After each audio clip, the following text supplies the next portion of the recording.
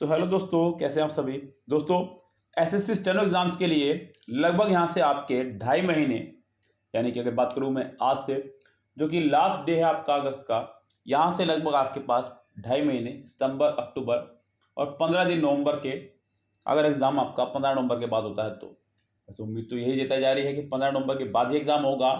तो लगभग 75 दिन आपके पास बचे हैं यहाँ पर तैयारी करने के लिए। और क्या प्लानिंग आप लोग वैसे में अपनाएंगे अपनी, कि आप लोग 75 दिनों में खूब अच्छी स्ट्रेटेजी अपना सकें, जिससे कि आप लोग सिलेक्शन भी ले सकें और अपना स्कोर भी इंक्रीज कर सकें।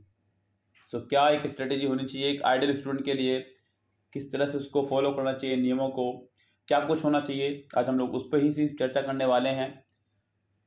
सभी सुनिएगा, बिगिनर्स भी और जो एक्सपीरियंस होल्डर है हमारे वो भी बच्चे सुनिएगा ध्यान से, क्योंकि ये सब चीज़ें सभी के लिए हैं। तो जरा ध्यान से सुनिएगा बच्चों पूरी बात को। बच्चों, सबसे पहले तो ध्यान रखिएगा, 75 डेज बहुत होते हैं अगर कोई कुछ करने वाला इरादा कर ले तो। यहाँ आप लोग पहले यहाँ पर एक टाइम शेड्यूल बांट लें कि मुझे कौन सा सब्जेक्ट कितने घंटे पढ़ना है। अगर आपकी तैयारी पूरी हो चुकी है, सिलेबस पूरा हो चुका है, सभी बुक्स आप कंप्लीट कर चुके हैं, तो आप रिवीजन का टाइम टेबल बनाइए। अगर अभी तक भी आपके टाइम टेबल नहीं बन पाया है या फिर आपका तैयारी पूरी नहीं हो पाई है, तो आप पहले तैयारी का शेड्यूल बनाइए। जो भी शेड्यूल बनाइएगा, ध्यान रखना रीजनिंग और जीके दोनों में आप जितना समय दे रहे हैं उन दोनों को मिला करके अकेले इंग्लिश में दीजिएगा, ये बात ध्यान रखनी है। लाइक अगर आप यहाँ पे 2-2 घंटे पढ़ रहे हैं तो यहाँ 4 घंटे पढ़ना है। अगर यहाँ 3-3 घंटे पढ़ रहे हैं तो यहाँ 6 घंटे पढ़ना है। अगर यहाँ 4-4 घंटे पढ़ रहे हैं तो यहाँ पर 8 घंटे पढ़ना है। मतलब इंग्लिश को इन दोनों के बराबर समय देना है, ध्यान रखना, क्योंकि इंग्लिश आपका अकेला 100 मार्क्स का आना है। तो क्या आप लोग प्लानिंग होनी चाहिए मेरे हिसाब से। लाइक अगर मैं आप लोगों की जगह होता और इस समय मैं एक स्टूडेंट होता, पहली प्लानिंग उनके लिए जिनका कोर्स आपका कंप्लीट है। ये उनके लिए प्लानिंग है बच्चों जिनका कोर्स कंप्लीट है, उन्हें रिवीजन कैसे करना चाहिए और कितने घंटे करना चाहिए। देखिए, कम से कम इंग्लिश को देना है 5 घंटे मिनिमम। रीजनिंग को मैं कहूँगा 2.5 घंटे ही, और जीके को चाहे तो यहाँ पर आप इसे 3 घंटे कर सकते हैं, इसे 2 ही घंटे रहने दें अगर मेरा कोर्स कंप्लीट है तब। कोर्स कंप्लीट नहीं है तो मैं गलती नहीं करूँगा, क्योंकि रीजनिंग में मुझे सिर्फ प्रैक्टिस करनी है।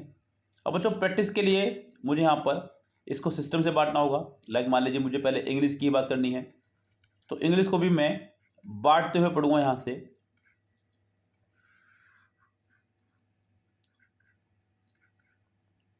चार पोर्शन में, grammar portion, vocab portion, reading portion, voice और स्पीच। ये आपका 25 मार्क्स का है, ये 15 मार्क्स का है, ये आपका 40 मार्क्स का है, ये आपका 20 मार्क्स का है। इन चारों को अलग अलग टाइम शेड्यूल देते हुए पढ़ूंगा मैं। लाइक यहाँ रीडिंग पोर्शन को सबसे ज़्यादा समय मैं अब दूंगा 2 घंटे कम से कम, वॉइस और स्पीच को 1 घंटा, वोकेबलरी को 1 घंटा, ग्रामर को 1 घंटा। ये अपने 5 घंटे इस तरह से मैं यूज़ करूँगा अगर मुझे अपनी अंग्रेजी को इम्प्रूव करना हो, रिवीजन में लेना हो। ये मेरा टाइम शेड्यूल होगा। अगर मैं बात करूँ रीजनिंग की, तो रीजनिंग जो कि मुझे भी सिर्फ 2 ही घंटे पढ़ना है, उसमें मैं सिर्फ प्रैक्टिस पेपर लगाऊंगा प्रीवियस ईयर्स में आए हुए, टॉपिक वाइज भी और चैप्टर वाइज, पूरे सेट वाइज भी।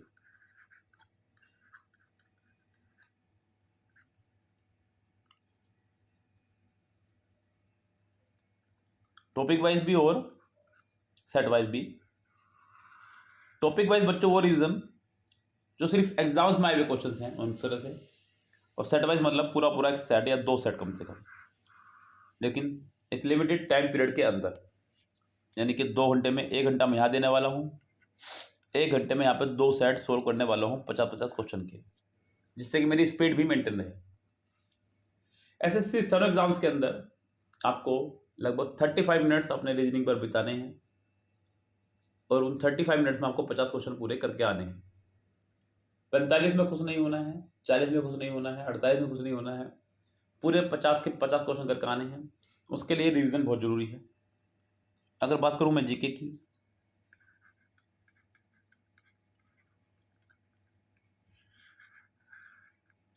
तो इन 3 घंटों को मैं किस तरह से डिवाइड करूंगा। मैं यहाँ पर सबसे पहले 2021 और 2022 का करंट अफेयर्स रिवीजन करना शुरू करूँ। स्टैटिक जीके पर अपना 1 घंटा बिताना शुरू कर दीजिए, और जो बाकी पॉइंट बचे आपके जीके जीएस के जो भी आप कर रहे हैं, लाइक कोई बच्चा पॉलिटी कर रहा है, कोई हिस्ट्री कर रहा है, या कुछ भी कर रहा है वो बाकी के टॉपिक, 1 घंटा वो यहाँ देना शुरू करे। और अगर वो नहीं कर रहा है यहाँ कुछ भी, तो यहाँ वो प्रीवियस ईयर में आए हुए सेट पेपर करने शुरू कर दे ओनली जीके के, चाहे वो किसी भी एग्जाम्स के हों, एसएससी के होने चाहिए बस। एसएससी के, CGL, CPO, CHSL, MTS, steno, कोई से भी एग्जाम्स के सेट पेपर करना शुरू कर दें यहाँ पर 1 घंटा डेली।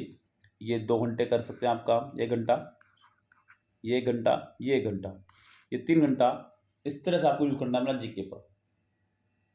और अगर आप फ्रेशर स्टूडेंट हैं, फ्रेशर मतलब अभी आपका सिलेबस कंप्लीट नहीं है, तो पहले आप सिलेबस कंप्लीट करने पर फोकस करें। इंग्लिश को आप कम से कम यहाँ पर 6 घंटे देना, सिलेबस कंप्लीट करना है।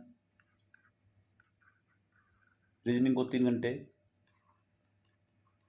जीके को 3 घंटे। यहाँ मैंने 12 घंटे का प्लान बनाया इनके बच्चों के लिए जो भी सिलेबस कंप्लीट नहीं कर पाए हैं, जिससे कि सिलेबस पूरा कंप्लीट कर लें बच्चे किसी तरह से। और यहाँ इसको भी डिवाइड करते हुए पढ़ेंगे, वही 4 पार्ट में, ग्रामर, वोकैब, रीडिंग, वॉइस और स्पीच। यस, इनको इस तरह से डिवाइड करते हुए पढ़ेंगे। बोर नहीं होना है, जैसे कि 2 घंटे यहाँ देना और 2 घंटे यहाँ 1-1 घंटा आपको देना है।